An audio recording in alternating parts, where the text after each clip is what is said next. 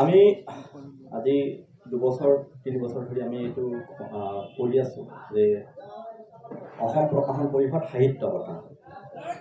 এই বঁটা আছে 5 লাখ নগদ 5 লাখ টকা আৰু এই 5 লাখ টকা পায় বঁটা বিজয়ী সাহিত্যিকগৰাকী আৰু যিগৰাকী প্ৰকাশক তেওঁ 3 লাখ টকা দিয়া হয়। প্ৰকাশকক বঁটা দিয়া এনেধৰণৰ বঁটা ভাৰতত বোধহয় ইমান পৰিমাণৰ বঁটা দিয়া ভাৰতত অন্য ঠাইত নাই। আমি অসম প্ৰকাশন পৰিষদে মাননীয় মন্ত্ৰী ডাঙৰীয়াৰ পৰামৰ্শক্ৰমে এই বঁটা প্ৰদান কাৰ্যসূচীটো আৰম্ভ কৰিছিলোঁ। প্ৰথম অৱস্থাত বঁটাৰ ধনৰ পৰিমাণ কম আছিল, এতিয়া সেই ধনৰ পৰিমাণ বৃদ্ধি কৰি 5 লাখ আৰু 3 লাখ কৰা হৈছে। আমি কেইবামাহ আগতে ইয়াৰ বিজ্ঞাপন দিছিলোঁ। ইয়াৰ কাৰণে আবেদন পত্ৰ কৰিব নালাগে, কেৱল এখন প্ৰপত্ৰ পূৰণ কৰিব লাগে। এই প্ৰপত্ৰ পূৰণ কৰি আমাৰ এই প্ৰপত্ৰৰ ব্যৱস্থা এইকাৰণে কৰা হৈছিল যাতে কোনো এই বঁটাটো আবেদন কৰি ল'ব লগা নহয়। প্ৰপত্ৰ কেৱল আমাৰ কাৰণে তথ্যখিনি জনাৰ কাৰণেহে। সেই গ্ৰন্থখনৰ সবিশেষ জানিবলৈকে আমি প্ৰকাশকেও কৰিব পাৰে আৰু লেখকে নিজেও কৰিব পাৰে। এই ধৰণৰ ব্যৱস্থা কৰা হৈছিল যাতে কোনো ধৰণৰ লেখক বা প্ৰকাশকৰ আত্মসন্মানত আঘাত নহয়। কাৰণ বহুতৰে এটা আপত্তি থাকে যে আবেদন কৰি কিয় বঁটা ল'ব লাগে। গতিকে আমি আগতে নিশ্চিত কৰি থৈ দিছিলোঁ এয়া কোনো আবেদন নহয়, এয়া হৈছে কেৱল এখন প্ৰপত্ৰৰ যোগেদি আমাক তথ্যখিনি জনাব লাগে। আৰু এই বছৰো আমি যি আবেদন বিচাৰিছিলোঁ তাৰ পাছত আমি দুই তৰপীয়া দুখন সমিতি কৰি দিছিলোঁ। মূল সমিতিখনত আছিল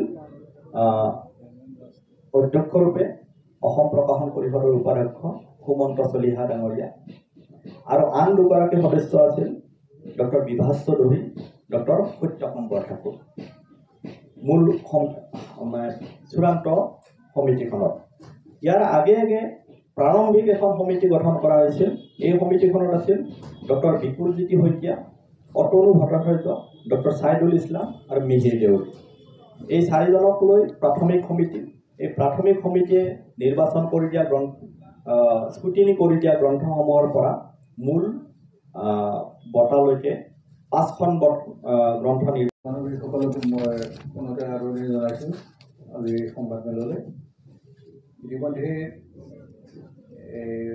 গ্ৰন্থমেলা আৰু এই বঁটা সম্পৰ্কীয় যিখিনি কথা পুংখানুপুংখভাৱে সচিব প্ৰমোদ কলিতা ডাঙৰীয়াই আপোনালোকক অৱগত কৰিছে।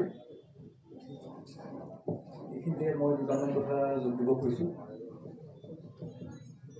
এইটো অসম প্ৰকাশন পৰিষদ সাহিত্য বঁটা দিয়া পৰম্পৰাটো বিগত শতিকাৰ 80 দশকৰ পৰাই আৰম্ভ হৈছিল। প্ৰথমবাৰৰ তেতিয়া বঁটাৰ মূল্য আছিলে 5,000 টকা। প্ৰথম বঁটাটো লাভ কৰিছিলে নমস্য সাহিত্যিক প্ৰয়াত ডক্টৰ ভৱেন্দ্ৰনাথ শইকীয়াদেৱে। তাৰ পাছৰ পৰা প্ৰতি বছৰে সেই প্ৰকাশন পৰিষদ সাহিত্য বঁটাটো দি অহা হৈছিল। পাছত এটা সময়ত এখন কিতাপক এই বঁটাটো দিয়াৰ পৰিৱৰ্তে জীৱনজোৰা সাধনা বঁটালৈ এই বঁটাটো ৰূপান্তৰিত কৰা হৈছিল।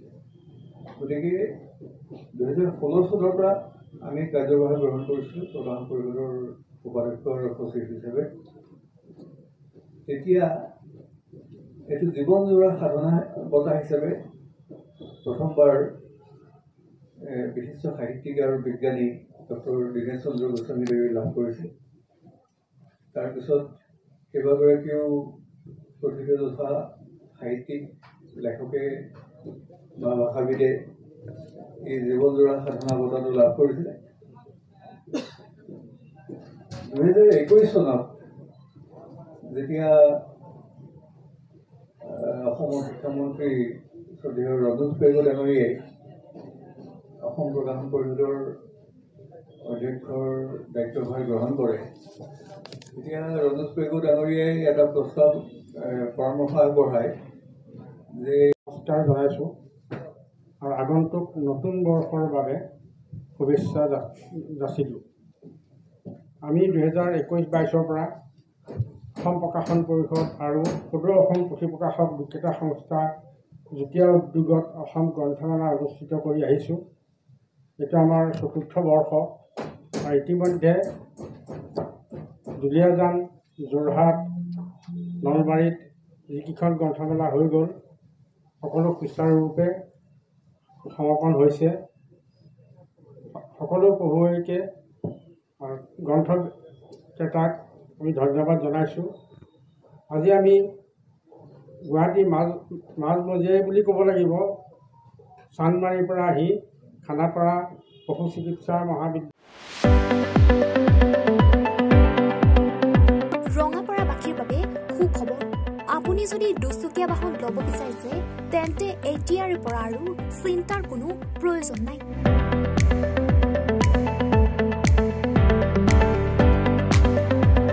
আপুনিও আহিব পাৰে DBP এছ'চিয়েটলৈ, বাজাজ টু হুইলাৰ ডিলাৰ।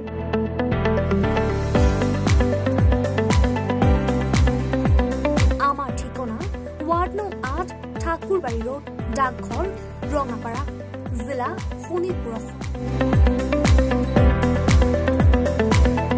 আমাৰ যোগাযোগৰ নম্বৰ 9435707133 9707967285285।